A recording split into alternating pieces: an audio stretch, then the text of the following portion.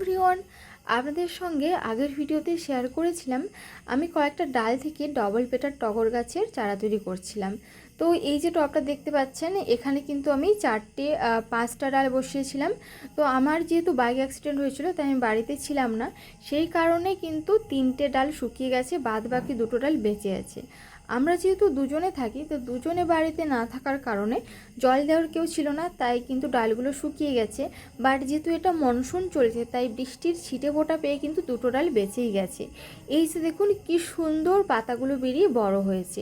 এবার এগুলোকে আমাকে অন্য টবে এটা স্থানান্তর করতে হবে। আর এই যে ডালগুলো দেখছেন, এগুলোতেও কিন্তু পাতা বেরিয়েছিল, আমি যাওয়ার আগে দেখেছি, বাট এসে দেখি যে এরকম অবস্থা। আর হ্যাঁ, প্রায় ডালগুলো বসানোর 15-20 দিন পর থেকেই কিন্তু আমার নতুন পাতা বেরোনো শুরু হয়েছিল। আর এরা হচ্ছে আমার ব্যালকনির পার্মানেন্ট সদস্য। এদের কিন্তু সব সময় আমি দেখতে পাই। তো এনারা কি করেন, বিভিন্ন গাছের বীজ নিয়ে এসে আমার টবগুলোতে ফেলেন, আর সেখান থেকে নতুন নতুন এই যে আগাছার জন্ম হয়। তো এই সমস্ত আগাছাগুলো তুলে দিলাম, কারণ টবে রাখলে এমনি গাছের ক্ষতি হবে, তাই সমস্ত কিছু তুলে দিলাম। আশা করি আপনারা খেয়াল করেছেন, যেখানে আমি টবটা রেখেছিলাম ওটা কিন্তু ছিল সেমি শেড, আমার রুমের জানালা, তো ওখানে বেশি রোদ আসে না, একটু ছায়াও থাকে, তাই ওখানে রেখেছিলাম।